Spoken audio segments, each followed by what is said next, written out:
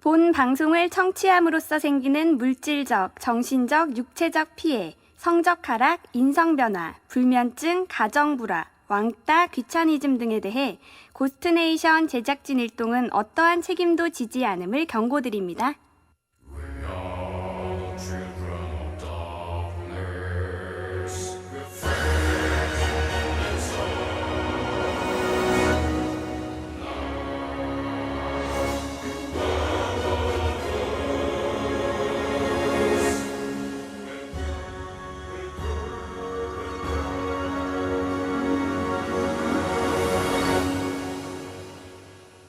어느덧 저희 고스트네이션 방송한 지도 이제 6년째인가 접어들고 근데 4, 4, 5, 5합 10년이에요. 6년에서 갑자기 4, 4, 5, 5합면 네. 옛날에는 저기 자유당 때 선거하고 그럴 때 뭐 4, 4, 5, 5 해가지고 할 때는 다 이런 식으로 4, 4, 5 했는데 10주년을 내년에 해도 상관없죠. 4, 4, 5 해서 10주년. 근데 제가 이제 어린 나이에 20살 때 고스트네이션 시작해가지고 이제 26살이잖아요. 20살 때 제가 생각한 거는 지금 방송 들어보면 되게 부끄러워요. 확실히 20살은 20살다운 사고의 한계가 있다. 제가 그냥 글을 끄적거린 게 있었는데 그거를 뉴욕에 제 스튜디오에다가 놔두고 왔다가 얼마 전에 그 우연히 가가지고서 거기를 뒤졌어요. 멕시코 유카탄 반도 간 거 아니었냐고요? 멕시코 간 김에 들려가지고 근데 지금 보니까 글이 유치해서 볼 수가 없는 거예요. 도저히 봐줄 수가 없는 거예요. 그래서 제가 이제 지금 올해 나이 26 이런 얘기를 계속했더니 지금 저를 도와주는 건지 는 건지 모르는 글이 하나 왔는데 마왕을 우습게 보지 마라. 10살의 대학 간에 마왕이 훨씬 천재다. 타임라인 1979년 마왕 나이 1세 서울에서 출생. 1988년 마왕 나이 8세 8살의 나이에 유치원도 안 가치고 전국에 초인재만 모인다는 서강대 최연소 입학. 88년 마왕 나이 8세 8살의 나이로 대학가요제 입상. 90년 마왕 나이 10세 국내 최연소 자기 앨범 발매. 92년 12세 국내 최연소 록밴드 결성 및 앨범 발매. 94년 14세 14살의 나이에 넥스트 2집 냄. 97년 마왕 나이 17세 만화 OST까지 냄. 97년 마왕 나이 17세 17의 나이에 빅뱅 뮤직 설립. 2001년 마왕 나이 21세 고스트 스테이션 방송 시작.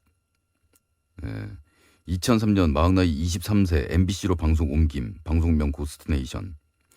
2006년 26세 넥스트 5.5집 발매. 2006년 마왕 나이 26세 여전히 고스 진행 중에 있음. 이로써 마왕은 천재라는 결론이 내려졌다. 으하하하하.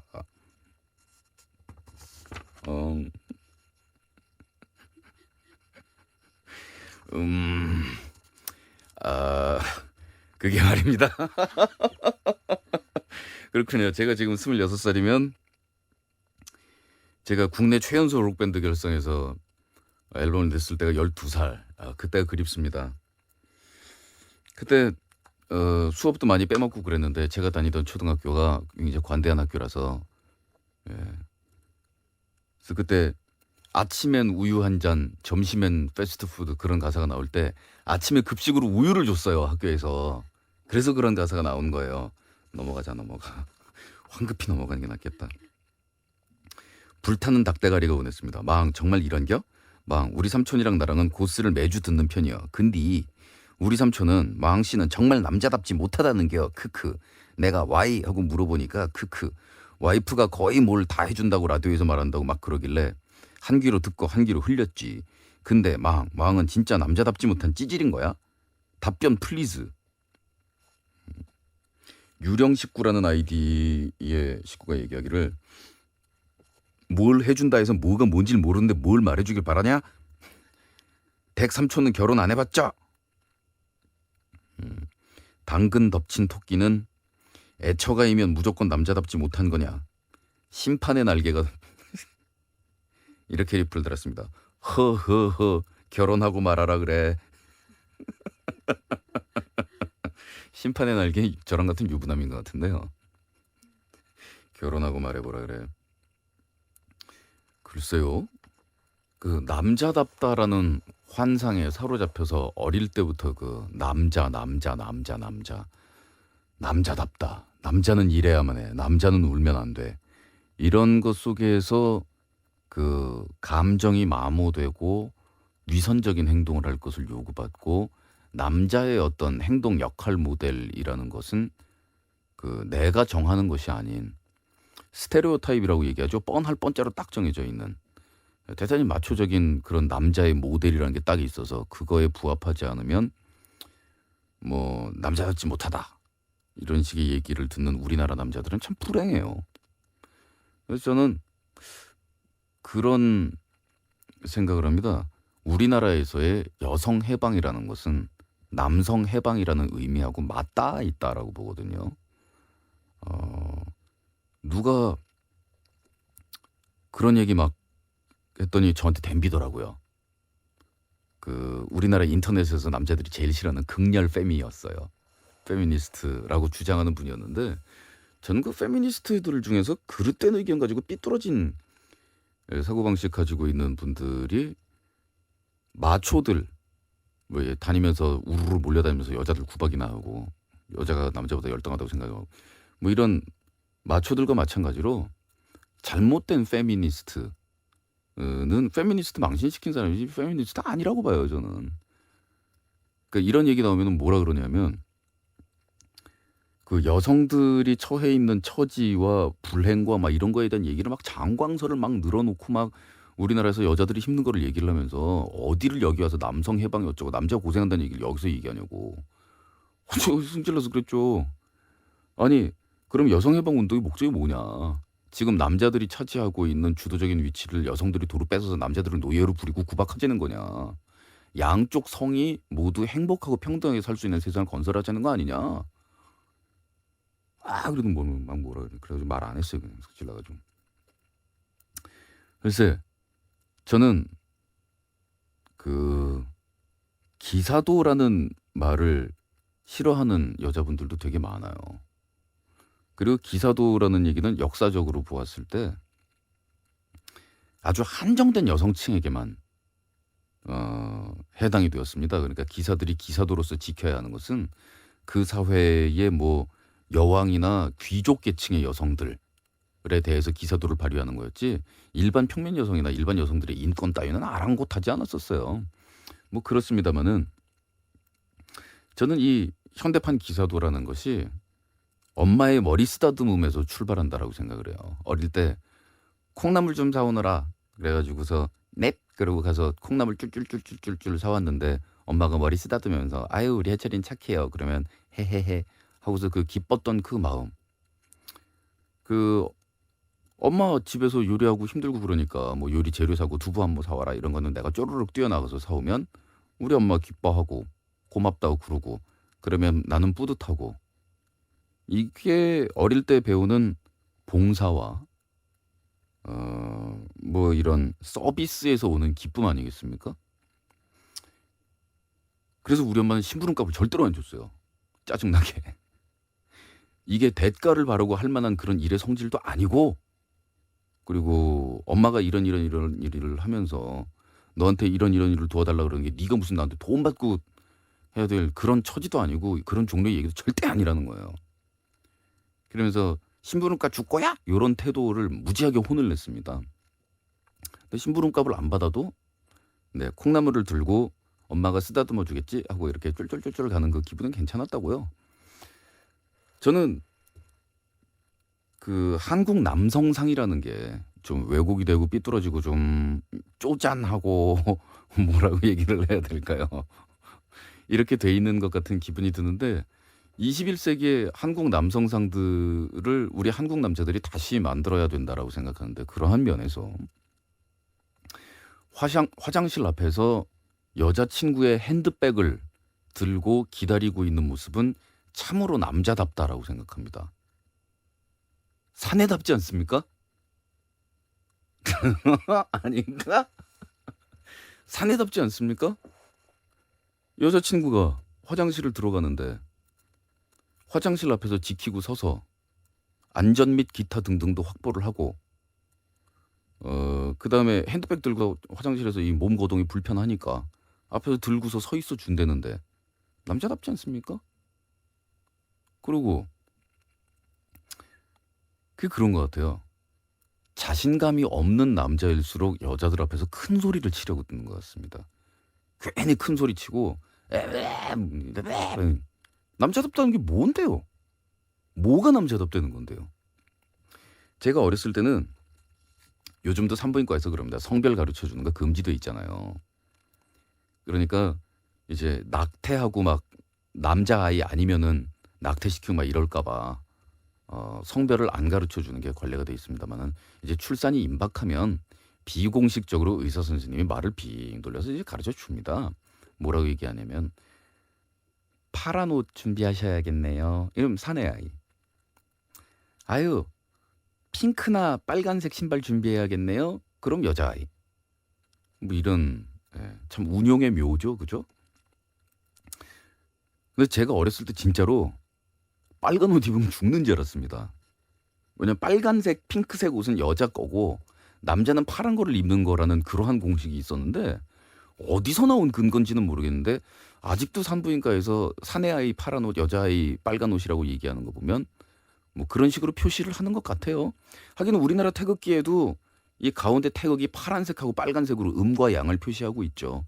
그래서 아마 뭐 그렇게 얘기를 하는 것 같은데 넥스트 제복은 까만색에 빨간색입니다. 저 일생에 빨간 옷 입고 다니는데 지금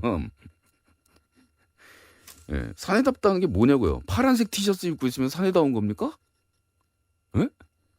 나 그거 참 물론 그 페미니스트이시거나 아니면 여권이나 이런 데 관심을 갖고 있는 여성분들은 너희 남자들한테 그런 봉사 바라지 않는다. 응? 저 그 남녀 차별 그따구나 하지 마라라고 얘기하시지만 그 여성의 모성애가 남녀 꼭 성을 따져서 아니면 균형을 따져서 뭐 이런 데서 나오는 게 아니고 자연스러운 발로이듯이 이 남성에게서 나오는 봉사와 서비스와 이런 정신도 자연스러운 굳이 뭐 남이 어쩌고 너가 어쩌고 뭐 이럴 게 아니라 자연스러운 데서 나오는 그런 발로라고 봅니다. 저는 우리 사내 아이들을 기를 때 여성을 위해서 봉사하고 서비스하고 헌신하고 이런 걸 어릴 때부터 남자아이들을 깍듯하게 매너를 가르쳐야 된다고 생각해요. 왜냐하면 우리 남자들도 여자들한테 그렇게 받으니까. 그래서 그런 원칙들이 살아가면서 이제 몇 가지가 생겼는데 어렸을 땐 전혀 안 그랬거든요. 저 심한 마초였거든요. 아니 그게 그런 권력의 쾌감이 있더라고요. 여자친구를 사귀었는데 이제 첫 이성 교제를 한다 뭐 이런 기쁨보다는 앉아 일어서 몇 시까지 나와 딱 전화 딸깍 이런 이런 쾌감에 빠져 그게 멋있는 건지 알았어요. 그런 거 있잖아요. 또 우리 집안 분위기가 어릴 때부터 그랬으니까 전화 딱 걸어가지고 난데 토요일 오후 5시까지 어디까지 나와 딸깍 대답 안 듣고 끊고 막 이런 게 멋있는 건지 알았어요. 근데도 그 여자친구 날 만나줬으니 참 눈이 먼 거지. 콩깍지가 씌인 거지. 그렇지 않고서야 그런 도그 매너 남자를 왜 만나겠어요. 제 딸이 만일 그런 매너 남자 만난다 그러면 그 남자 놈을 잡아가지고 다리 몽댕이를 그래서 그런 생각이 굳어졌습니다. 여자가 차를 탈 땐 당연히 잽싸게 한 발 먼저 뛰어가서 차 문을 열어야 한다. 그거는 내 여자친구에 대한 존중의 표시이기도 하지만 동시에 나를 낳아준 우리 어머니에 대한 존중의 표시이기도 하고 또 나중에 내가 낳을 딸이 그 남자친구 애인 혹은 남편에게 이런 식의 대우를 받기를 바란다라는 기원이기도 합니다. 이거 말 괜찮았어. 멘트 괜찮았어. 남자가 자신이 없으면 여자 앞에서 차문 딱 열면서 타 이렇게 말 못해요. 그거 한데도 앉아 일어서 그러면서 지지고 싸운데도요. 그 다음 어디 놀러 갔을 때는 서빙은 무조건 남자가 하는 겁니다. 야외에 나간다 뭐 놀이를 나간다 어디를 갔다 이러면 숟갈젓갈 놓는 거에서부터 고기 굽는 것까지 몽땅 남자가 하는 겁니다. 그 21세기엔 그래요. 남자의 이렇게 멋있는 남자상은 제가 생각할 때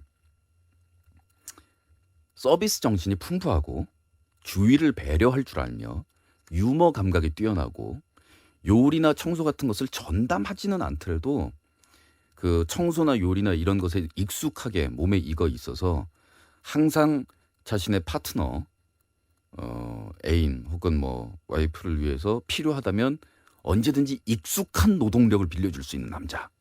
그러니까 집에서 여성이 늘 요리를 하고 있다가 아파가지고 오늘은 애들 좀 당신이 해서 먹여라 그랬는데 막 계란 후라이 저쪽에서 불에 타고 막 기름 불에 떨어져가지고 하늘 천장까지 불을 쏟고 청소 한 답시고 했는데 막 마루 물바다 만들어 놓고 이건 멋있는 남자 아니라는 거죠. 그래 당신 좀 쉬어 내가 하리다 하고서 딱 하는데 너무 익숙하게 착착착착착. 예? 제가 꿈에 그리는 멋있는 남자상입니다. 그리고 뭐 우리 집사람이 결정권을 막강하게 우리 집에서 가지고 있다 라고 해서 그 삼촌이 지금 얘기 나온 삼촌이 저를 보고서 남자답지 못하다 라고 얘기를 한 것 같은데 저 이런 얘기하고 싶어요. 굳이 집안 대소사를 우리 집사람이 결정을 해도 충분한 일, 그리고 가급적이면 우리 집사람에게 결정권을 주고 싶은 일 따위를 제가 일일이 간섭하거나 하지 않아도 전 제 인생에 자신 있고 우리 집사람이 저 대우해 줍니다. 제가 요새 공처가라고 소문이 났는데 애처가를 넘어서 공처가로 간다라고 소문이 나고 있는데 가령 이사를 간다. 이사 갈 집은 우리 집사람이 고르고 이사 날짜도 우리 집사람이 잡습니다. 거기에는 우리 집사람이 더 나보다 그 면에서 뛰어나니까 라는 것도 있지만 기왕이면 어떤 실내 분위기, 어떤 색조의 어떤 집에서 살고 싶은지를 우리 집사람의 기준에 맞춰주고 싶다는데 누가 나한테 뭐라 그래요. 어딨어 세연. 우리 삼촌이 마항씨는 정말 남자답지 못하다는겨? 삼촌한테 이 얘기나 해줘요. 남자답다는 것이 무엇을 얘기하는 것인지부터 한번 검검 어린 시절을 돌아보면서 그런 얘기 하라고. 그 삼촌한테 한마디만 더 하겠는요. 여자친구 없어 불지. 아무래도 그 삼촌 여자친구가 없는 것 같은데 나가 생각하기에는 없어 불어. 저것은 딱 보면 분위기가 나온다는 게 여자친구 없은 게 저런 얘기가 나온다고. 뭔 소리여.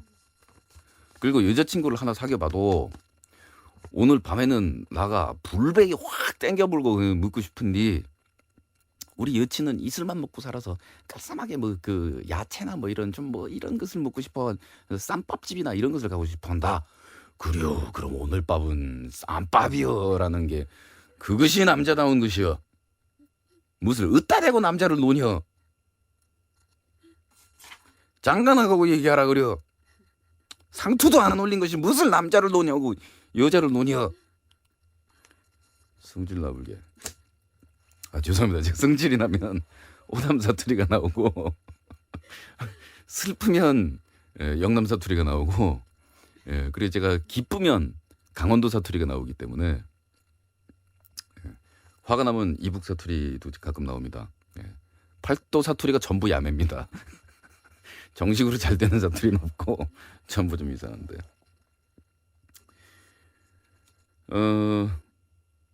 드라마 천국보다 낯선 그래서 넥스트가 주제가를 불렀는데 아무 생각 없이 그냥 편하게 만들었는데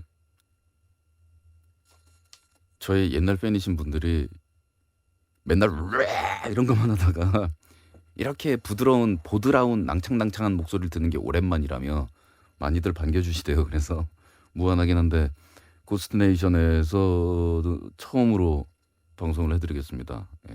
Stranger than Heaven. 여기서 Stranger는 이방인이 아니고 Strange, 이상하다, 낯설다의 비교급 해서 천국보다 낯선 Stranger than Heaven 넥스트입니다. 남자는 무엇이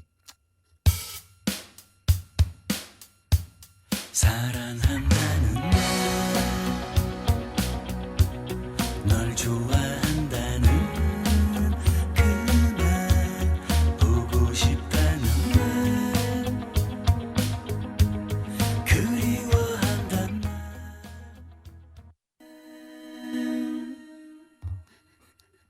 나오면 어떡하냐. 우리 딸내미가 아빠는 세상에서 안 해본 짓 없이 다 놀았다면서 뭐 이러면서 나 우리 딸내미한테 뭐라 그러냐. 수학여행 때 터널 안에서 학생 주임 뒤통수 때린 아빠나 수학여행 때 버스 안에서 노래 부르는 교감 선생님 가발 벗긴 나나 똑같지 뭐. 이런 왠지 서글픈데 마무리는 가발 벗겨진 우리 교감 선생님이 이게 유전인자에 있기는 확실히 있나 봐요. 그러니까 아버지는 수학여행 때 터널 안에서 학생 주임 선생님 뒤통수를 때렸고 아들은 버스 안에서 노래 부르는 교감 선생님 가발을 벗겼다. 아 그리고 영화 티켓을 사드린다거나 그런 거 안 돼. 지난번에 신승훈 앨범을 어머니한테 4장이나 사드렸는데 이거 다 있는 거다 이러시고 두 분한테 괴물 보시라고 예매권 그거를 드렸더니 그거 봤다 재밌더라 이러시더라고. 나도 못 봤는데. 우리 부모님들은 부모님 나름대로 너무 즐겨주셔서 그냥 청소기나 돌리고 설거지 빨래나 하는 중이야. 나도 영화 티켓 효도 그런 거 하고프다. 예, 부모님 멋있으시네요. 두 분이서 같이 아들내미보다 먼저 선으로 영화도 보시고, 예, 그리고 아들내미한테 너 하는 짓 나 어릴 때랑 똑같아서 내가 오늘 못 낼 때가 참 많다. 원래 엄마 아버지가 되면 어렸을 때 자기가 했던 짓은 잊어먹게 돼 있거든요. 그러니까 어렸을 때도 엄마 아버지도 말 안 듣고 공부 안 해놓고서 맨날 뭐 너희 아버지는 반장이었고 엄마는 1등이었대는데 그런 뻥이 세상에 반장이 무슨 뭐 반장이 한 반에 한 3,000명 되나 보지. 감기 기운이 마흔 감사 나름 첫 사연이었는데 방송을 타다니. 마왕이 말하는 팝송 세대가 부모가 돼가고 있다니 한 줄기 희망을 걸어볼까. 내가 노인이 됐을 때 내 친구의 아이가 커서 전 저희 엄마 혹은 우리 아빠 같은 어른으로 살 거예요 라는 말을 듣는다면 정말 흐뭇한 듯. 뭐 자식들의 메커니즘상 그게 얼마나 욕심인지 알고 있지만 모르잖아.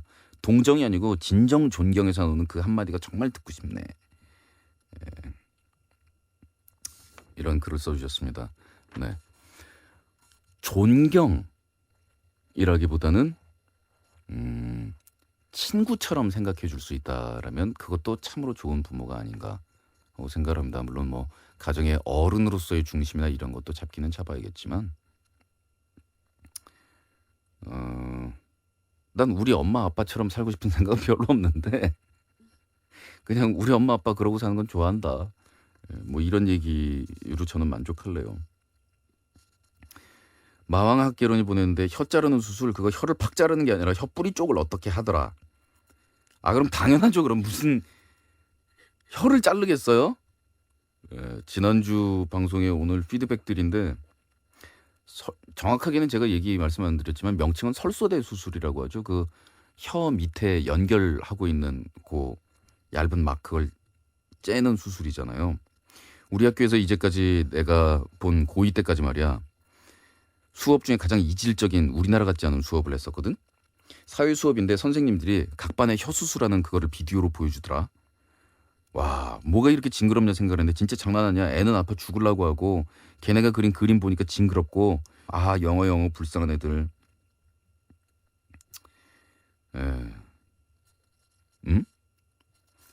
더 픽스가 이런 걸 보내. 나 했는데 하지만 영어를 잘하기 위해서 한 게 아니라 한국어도 안 돼. 혀가 짧아서. 아 그리고 별로 안 아픈데 마취 뒤에 좀 얼얼한 거랑 다음날 가서 빨간 약 한 움큼 1시간 물고 있는 거 빼놓고는. 그렇죠. 그러니까 원래 그 수술이라는 게 그 혀가 짧고 발음 안 되고 비정상적으로 그게 붙어 있는 분들은 그거를 절제해서 말하기 편하게 해주는 거거든요. 그러니까 이렇게 픽스 같은 케이스도 있죠, 당연히. 아니 그 설소대 수술이라는 수술 자체가 비정상적인 수술은 아니에요. 근데 그 수술을 용도가 그 수술을 하면 영어를 잘하게 된다 그래가지고 어린애들 그 수술을 아무런 과학적인 근거 없이 시킨다는 게 문제인데 파브레가스가 솔직히 수술 안 해도 발음 교정 같은 거 받으면 외국인이 보면 이상해 보일지 몰라도 한국 사람이 보면 미국인처럼 들릴 텐데 어차피 미국인도 한국인이 영어 못한다고 욕하는 건 아니잖아. 우리가 동남아시아의 애들이 한국말 못한다고 욕하는 거 아닌 것처럼. 그래서 많은 분들이 분노의 리플을 달아주셨습니다. 불타는 학업을은 놀랬다. 혀를 자르다니 올드보이 생각나잖아. 라고 하시는데 요즘에는 이 얘기가 이제 쑥 들어갔어요. 매스컴에서 비판도 많이 하고 분노의 비판들이 많이 들어가서 어린아이들 영어 잘하게 한다고 설소대 시키는 이 수술시키는 이 얘기가 좀 많이 쑥 들어간 것 같기는 한데 정말로 과학적인 근거가 없대요. 근데 영어를 잘한다는 게 뭔지도 좀 생각해 볼 필요가 있어요. 과연 영어 조기 교육을 해가면서까지 영어를 그 뭡니까 네이티브 스피커처럼 할 필요가 있느냐? 영어를 완전히 모국어로 처음서부터 배운 사람들하고 똑같은 발음에다가 능통한 이런 영어를 할 필요가 있느냐? 저는 글쎄 잘 모르겠더란 말이에요. 그거를. 제가 어느 쪽이냐면요. 발음만 좋은 편이에요. 저는 난처한 일을 되게 많이 겪어요. 그러니까 제가 발음이 좀 좋은 편이라서 발음 교정 훈련 같은 것도 받고 그랬거든요. 왜냐하면 영어로 노래를 부를 경우가 있으니까. 그래서 발음이 좀 좋은 편이라 제가 영어를 이렇게 하면 제 영어 실력보다 훨씬 더 제가 영어를 잘하는 걸로 생각을 하는 거예요, 상대방이. 그래서 아시아인이니까 말을 조금 천천히 해주면서 제가 딱 알아듣기 편하게 말을 하고 있다가 이렇게 얘기를 해보니까 제가 발음이 괜찮거든요. 그럼 말이 점점 빨라지는 거예요, 저쪽은. 자기네 사람들이랑 얘기할 때처럼 말을 점점 그럼 나는 꿈뻑꿈뻑 이거 못 알아듣는다고 얘기도 못 하겠고 죽겠는 거예요. 근데 제 친구 중에 대학교 때 친구고 밴드도 같이 했었는데 진짜 이 Can I have a cup of coffee가 있었어요. This is a pencil. is 발음도 is도 아니고 is로나 this is the pencil이 있었어요. 완전 발음이 이건 뭐 한국말 써놓고 읽는 것도 아니고. 근데 얘가 유학을 갔어요. 대학을 미국으로 갔어요. 한국에서 대학 다니다가. 근데 돌아왔는데 그 뭐 미국 사람, 영국 사람 이렇게 외국인들하고 몰려가지고 막 얘기를 하고 있는데 저는 대학교 1학년 때부터 발음이 괜찮다는 편이었어요. 비교적 한국 사람 치고는. 우리 때는 그리고 영어 조기 교육하고 막 영어 열풍이 아니었기 때문에 제 정도 되는 발음이면 한국 사람 중에 좋다 그런 발음이었어요. 근데 얘는 발음은 엄청나게 후진데 이즈디스 펜슬이냐 있는데 술렁술렁 미국 사람하고 얘기를 하는 거예요. 근데 저는 이제 대화가 뚜둑뚜둑 끊기죠. 제가 평소에 발음 안 좋다고 그 친구를 구박을 사실 되게 많이 했거든요. 야, 촌스럽게 완전 콩글리시 발음 너 어디가 창피하게. 근데 막상 그 파티에서 저는 말 뚜둑뚜둑 끊기고 점점점점 막 이랬는데 그 친구는 말을 잘 알아듣고 막 얘기하고 그 친구가 저한테 치 웃으면서 그래요. 야, 영어를 잘한다는 게 뭐가 영어를 잘한다는 거냐? 영어를 잘한다는 거는 영어를 쓰는 사람들이 하는 그 내용을 다 알아듣고 내가 표현하고 싶은 말을 영어를 통해서 전달을 할 수 있으면 그게 영어를 잘하는 거지. 발음이 좋아야 된다, 뭐 어째야 된다. 이거는 다 외양상의 거에 치중하는 우리 한국 사람들의 특질이라고. 체면 따지고 겉모양 따지고 폼 따지고 이러는 우리 한국 사람들의 아주 이 악습이 물론 어느 정도 사람이 외양이나 겉체면이나 이런 것도 생각을 해야겠지만 허세, 허풍, 체면 이런 것들이 어린아이들을 네이티브 스피커처럼 능숙하게 영어를 말하게 하고 싶어 한다는 것. 근데 그거는 부모의 바람일 뿐이지 얘가 능숙하게 완전 발음까지 네이티브 스피커처럼 이야기를 해야 될 이유가 뭐예요? 한국인처럼 콩글리시처럼 발음해도 얘기 따르륵 알아듣고 자기 말 따르륵 표현할 수 있으면 비즈니스상으로도 아무런 문제가 없고 외국인 친구를 사귀는데도 아무런 문제가 없고 아무런 상관이 없잖아요. 왜 능통해야 되냐고 영어를. 왜 영어를 달통해야 되냐고. 그럴 이유가 좀 없거든요. 더군다나 그 미국 사람들이나 영국 사람들이 한국 사람 이 한국말 발음이나 아시안 악센트가 남아있는 이 얘기를 들으면은 아시아계 발음 저걸 영어라고 막 이럴 것 같죠. 안 그래요. 이해하고 들어줍니다. 한 수 접어주고 들어줍니다. 뭐 미국에서 태어났다면 모르겠지만 미국에서 태어난 사람이 아닌데 외국에서 왔는데 뭐 이렇게 발음을 들어보니까 아시안 계통 발음인데 생긴 것도 그렇고. 근데 얘기 다 알아듣고 자기 얘기 탁탁탁탁탁탁 하고 그러면은 영어 잘한다고 훌륭하다라고 생각하지 발음이 뭐 저래 촌티 이렇게 생각하지 않는다고요 절대. 글쎄 김대중 할아버지가 대통령이었을 때 그 외국에 나가서 연설을 했었는데 뭐 중요한 국가적인 뭐 그런 연설을 했었는데 싱글싱글 실실 그 웃음을 웃으시면서 영어로 막 얘기를 했는데 그분 발음이 정말로 한국식 발음이세요. 예. 그 농담으로 그런 얘기도 있었는데 옛날에 그 가택연금 나오고 정치적으로 탄압받던 시절에 외국 뉴스진이 와가지고서 이렇게 인터뷰를 했는데 영어로 얘기는 하는데 이 인토네이션 올라갔다 내려갔다 하는 거는 완전히 전라도 말이랑 똑같아가지고서 되게 특이했다고. 제가 뭐 그분을 희화하고 싶진 않아서 그걸 흉내내지는 않겠는데요. 근데 우리나라 그때 인터넷에 난리가 난 거예요. 창피하다고. 그래도 우리나라 대통령인데 발음이 저게 뭐냐고. 근데 제가 그때 영국에 있었는데 거기 뉴스 중계로 그때 김대중 대통령이 연설하는 거를 봤거든요. 근데 저는 능숙한 연설가다라는 느낌을 받았어요.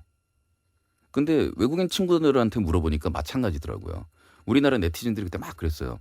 영어로 얘기하고 있는데 밑에 자막 나오고 있다. 이게 웬 창피. 근데 창피한 게 아니거든요. 그러니까 한국인이고 아시안 출신이기 때문에 아시안 악센트가 나와서 그 말을 내용을 못 알아들을 사람을 위한 배려로 밑에 자막까지 배치를 했다라는 일은 있을 수 있는 일이거든요. 근데 더 중요한 건 뭐냐면 영어를 얘기하면서 적절한 제스처와 표정을 썼다는 겁니다.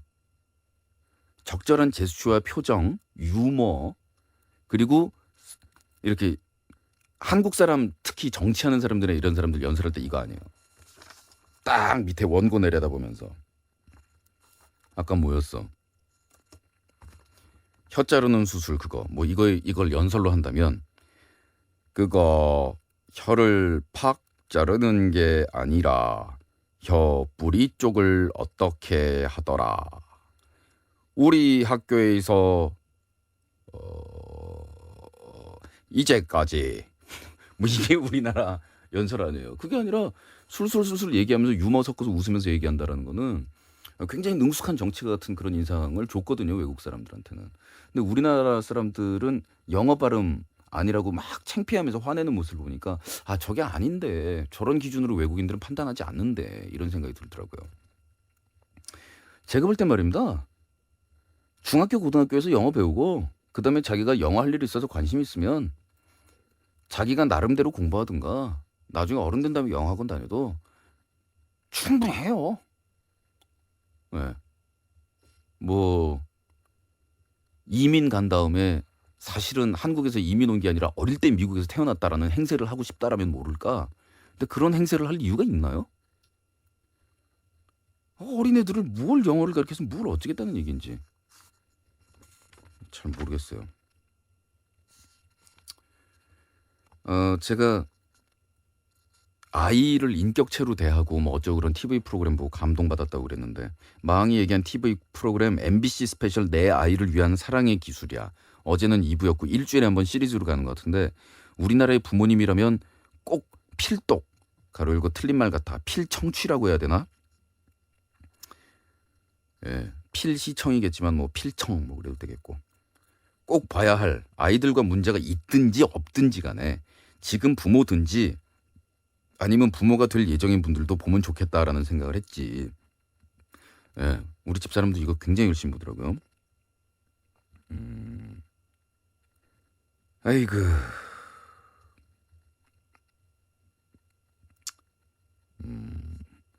2주차 봤는데 지금까지는 주로 대화하는 방법에 대한 거였어. 난 그거 보면서 아이뿐 아니라 내가 다른 사람 대하는 태도 같은 것도 한번 생각했거든. 예, 이렇게 쓰셨네요. 저도 그랬어요. 이게 비단 아이만의 문제가 아니라 어릴 때부터 어른들한테 인격적인 대우를 받으면서 자기 의견을 주장을 할 수 있다라는 개념으로 살지 않기 때문에 어른이 되어서도 말 표현을 못해요. 그게 영어 얘기 아까 나오고 그랬지만 그게 우리 한국 사람들의 특징 중에 하나래요. 뭐냐면 아는 건 많답니다. 지식은 많대요. 그러니까 뭐 한미 FTA 뭐 어쩌고 저쩌고에 대해서 얘기해봐라. 그럼 뭐 그게 뭐의 약자고 뭐가 어쩌고 저쩌고 착착착착착 얘기할 수 있다는 거예요. 거기에 대한 네 생각은 어떠니? 라고 물어보면 점점점이 된다는 거예요. 말을 못한다는 거예요. 자기 생각을, 자기 주관을. 자, 요쯤에서 오늘 소개해드리기로 한 다운헬의 음악을 소개해드릴게요. 다운헬의 시원한 노래 화두 들으시죠.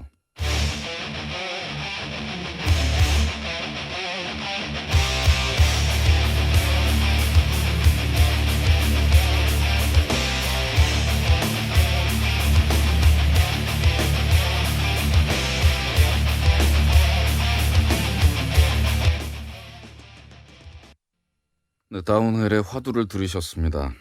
관심 있으신 분들은 www.downhell.co.kr 로 가시면 될 것 같고요. 오늘 마지막 곡도 다운헬의 도플갱어가 준비가 되어 있습니다. 오늘 방송은 지난번 방송의 피드백 얘기들을 한참 하고 있는데 말이에요. 아이디가 그럼에도 불구하고입니다. 그 우상이 필요하다는 얘기 말이야. 난 고스를 주로 운전하면서 듣는데 실은 그 시간에 맞춰 운전하는 거지만 오늘은 우상 얘기 듣다가 눈물이 다 나더라. 그 권투 선수 얘기 말이야. 윌프레도 고메스 얘기요. 나도 그 말에 100% 동감해. 우상이 필요하다는 거. 우상이라는 단어와는 좀 다른데 나는 영웅의 이야기를 무척 좋아하거든. 뭐 영웅이 인기몰이하는 영웅 얘기 말고 그다음에 모든 문제를 척척 풀어서 얘기 결말 짓는 그런 미국형 맨 시리즈들 이런 거 말고 말이야. 왜 영웅이 좋냐면 말이지. 자신의 신념을 끝까지 관철시키고 그것으로 세상을 뚫어나간다는 거. 그게 참 좋더라고. 어릴 때 그런 우상을 품고 열광하고 같이 슬퍼한다면 설사 그것이 조금은 유치해 보일지라도 어른이 됐을 때도 현실과 타협을 해야 될 때도 불의로 땅을 쪼아서 모이를 주워 먹어야 할 때에도 우상이 보여준 신념의 날갯짓은 늘 항상 품고 있을 것 같아. 요즘은 꾸준히 오랫동안 노력해서 성취하는 가치들에 대해서 너무 소원해지고 요령, 묘수, 틈새, 숨겨진 방법 뭐 그런 것들에 관심이 많아 보여. 자신의 신념을 품고 그것을 위해서 청춘을 불사를 때는 그래 맞아 우상의 모습이 필요할 거야. 그리고 우상 얘기는 가족 얘기하다 어쨌든 나온 거지만 그날 사연 읽힌 고스 식구들 정말 멋져. 나 혼자 운전하면서 진짜로 박수 쳤어. 선물 세트가 이런 리플을 달았군요. 운전할 때 박수치기는 1레벨 스킬. 운전하면서 박수를 치시면 되나요? 그럼 양손을 다 띄어야 되는데. 참. 제가 좋아하는 저의 영웅, 저의 우상 중에서 체게바라가 있는데요. 그게 너무 이제 유행을 타가지고서 체게바라 티셔츠는 뭐 아주 그냥 유명하다시피 하고 심지어는 체게바라의 그 얼굴 모습을 딴 예수 그리스도의 디자인이 나오지를 않나. 그 왜 수염 길러가지고 별 달린 뭐 베레모 딱 쓰고 있는 그 체게바라 모습 말이에요. 그건 너무 유명해졌잖아요.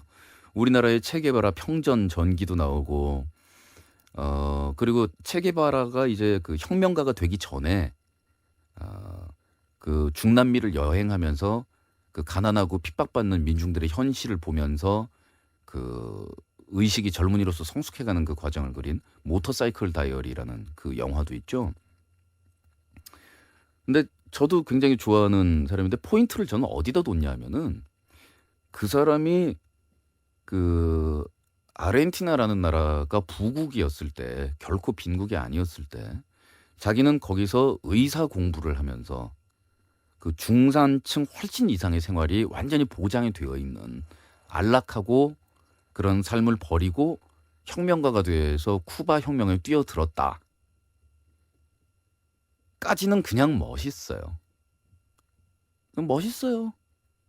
의사로서의 그 안정된 삶과 이런 걸 버리고 그 배고픔과 목숨의 위협과 막 이런 걸 걸면서 그 쿠바 혁명에 뛰어들었다. 멋있다. 그 사람 참 멋있구나. 그 어떻게 보면 부처님 비슷하구나. 왕자로 태어나서 온갖 세상에 그 재물이며 여자며 뭐며 아쉬울 거 하나도 없는 근데 그 모든 걸 버리고 출가하는 그런 석가모니처럼 멋있구나. 근데 제가 진짜 뻥 이렇게 된 포인트는 어디였냐면요. 그래서 쿠바 혁명이 결국 성공을 했잖아요. 카스트로하고 같이. 그랬는데 거기서 이제 눌러 앉아서 최고위 관료 내지는 그 국가의 지도자로 계속 살면 되는데 아직도 전 세계 민중이 해방된 건 아니라며. 볼리비아였나요? 예, 또 다른 혁명에 뛰어들었다가 그 총에 맞아서 그 정글 안에서 정말 이름 없는 시신으로 사라져버리고 말죠. 그게 저는 뻥 하는 거예요. 보통 왜냐하면 사람들이 이렇게 보니까 젊었을 때 신념을 가지고 젊었을 때 이상과 꿈을 가지고 뭔가를 향해서 돌격을 해요. 근데 그게 이제 성공적으로 마무리가 되고 나이를 먹고 그러면은 주저앉거든요, 거기서. 근데 거기서 또 털고 일어나서 그 지긋지긋한 정글 속으로 또 들어가. 거기서 저는 진짜 뻥 하더라고요. 야, 이 사람은 진짜 히어로다. 그래서 전 되게 좋아했었는데. 뭐야 이건? 심장사상충이 보냈습니다. 마왕이 실수한 거 미안해 태클 걸게. 태양인과 소양인의 중간 체질이었나? 그거 있잖아. 예, 뭐 태양인과 소음인의 그 중간에 해당하는 체질이 있다 이런 거짓말을 하라고 제가 말씀드렸는데 있는 걸로 내가 알거든 그거. 내가 고2 때 한의학의 발전과 이해라는 논문집을 학교 도서관에서 찾아 읽은 적이 있는데 거기서 음양 오행설에서 사암침법까지 가지각 한의학의 기초들 수박 겉빨기식으로 알게 된 적이 있는데 거기서 사상의학은 사실 8가지 체질로 나뉜다는 걸 봤던 것 같아. 목소양인, 목소음인 등등. 여하튼 2년 전 일이라 기억은 잘 안 나는데 확실히 있었어. 깊게 들어가지 말라는 우리 식구들의 리플이 달려 있었습니다. 제가 태클 좀 걸게요. 수박 겉 할기거든요. 수박 겉 빨기가 아니고요. 미나 잘하세요.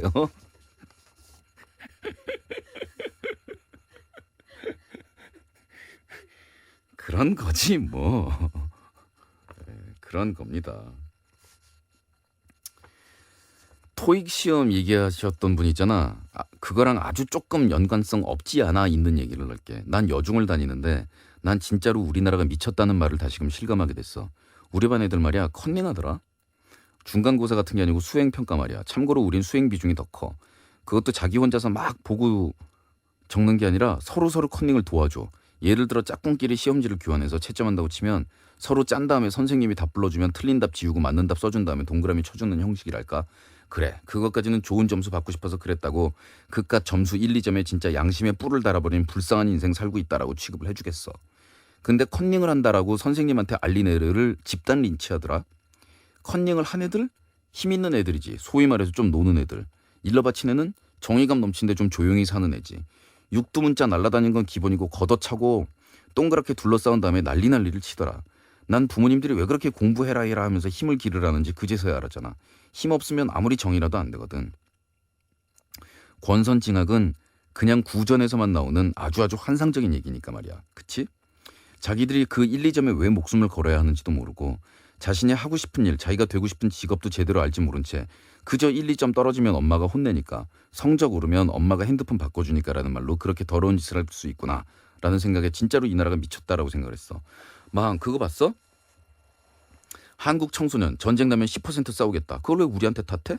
그걸 왜 우리 애국심에 탓하냐고. 이 문장 다시 읽겠습니다. 막 그거 봤어? 한국 청소년 전쟁 나면 10% 싸우겠다. 그걸 왜 우리한테 탓해? 그걸 왜 우리 애국심에 탓하냐고. 솔직히 우리가 왜 공부하는지도 모르는 시스템에 6년 혹은 그 이상으로 박혀서 이렇게 더럽고 추잡한 거 보면서 사회의 연습이라고 생각하는데 이딴 교육을 이런 꾸역질 날 거를 굳이 지켜낼 필요가 있어? 굳이 이런 걸 우리 자손들한테 물려주고 싶다라고 생각할 필요가 있을까? 난 그거 보고 나서 우리가 왜 도덕을 배우는지, 왜 우리가 도덕을 시험까지 보고 수행평가를 하고 그걸 합산에 집어넣는지 도저히 이해할 수 없더라. 화가 나서 썼더니 정신없고 뭔가 오해할 만한 부분들도 있겠지만 더 이상 건드리고 싶지가 않다. 저번 1학기 때 그런 일이 한번 일어나고 그제 또 그런 일이 일어나서 어제 재시험 봤어. 근데 재시험에서도 컨닝한 애들이 있다고 하니 그냥 웃음만 나오네.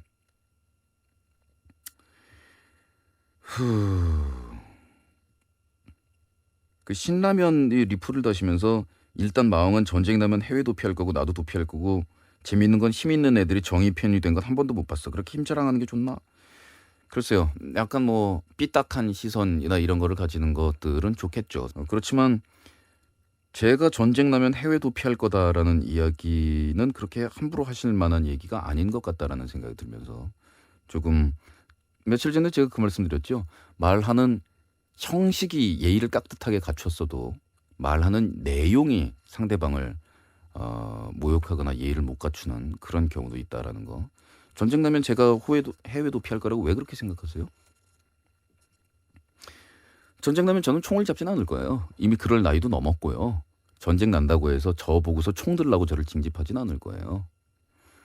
단지 그 전쟁이 어떤 전쟁인지가 무척 차이가 있겠죠. 우리가 이민족하고 붙는 전쟁이냐, 아니면은 제가 볼 땐 가능성이 희박하다고 보지만 남북한의 전쟁이 정말 다시 일어나는 거냐. 전 제가 할 수 있는 일을 할 겁니다. 근데 별로 해외 도피하려는 생각은 안 해봤습니다. 그거하고 또 다르거든요. 왜냐하면 전에 군대 갔을 때 이런 얘기들 왜 담배 일발 장전 휴식 시간에 야 전쟁 나면 너 진짜로 총 잡고 나갈 거냐 뭐 이런 얘기 하고 그러잖아요. 그럴 때 나이 되게 늦게 군대 온 분이 한 분 계셨는데 막 화를 내면서 그런 얘기를 하시는 거예요. 네가 총을 안 잡고 나가면 니네 엄마가 죽는데 네가 안 나갈 것 같으냐고. 그 얘기 저도 공감했거든요. 그러니까 무슨 뭐 국가에 대한 충성, 전쟁에 대한 당위성 이런 게 아니라 당장 눈앞의 현실로 내 가족을 지키기 위해서 나가는 병사들이 더 많은 거 아니냐, 사실 현실적으로. 그렇죠. 그다음에 판다 X 씨 중학생이라고 하셨죠. 저기 요 얘기만 드리고 싶어요. 너무 그러니까 우리나라가 컨닝이라든가 이런 것에 대해서 수치스러워하지 않는 문화가 형성이 돼서 이게 굉장히 삐뚤게 가고 있는 건 사실이에요. 근데 힘없으면 아무리 정의라도 안 되거든 이라고 말씀하셨잖아요. 그런데 때로는요, 정의가 곧 힘일 때가 있어요. 정의가 곧 힘이기 때문에 그래서 옛날에 중국에서도 보면 전쟁할 때 명분이 있어야 된다라고 이야기하는, 그래서 자신들이 정의를 위해서 뭔가 하고 있다라고 꾸며대기라도 해야 되는, 그것은 정의 자체가 곧 힘을 갖기 때문이거든요. 자, 너무 삐딱하게 생각하지 마시고요. 마지막 곡은 다운헬의 도플갱어를 준비했습니다. 그냥 시원하게 짜증나는 얘기들도 오늘 많이 했는데 스트레스 푸시고요. 저는 내일 이 시간에 다시 뵙도록 하겠습니다.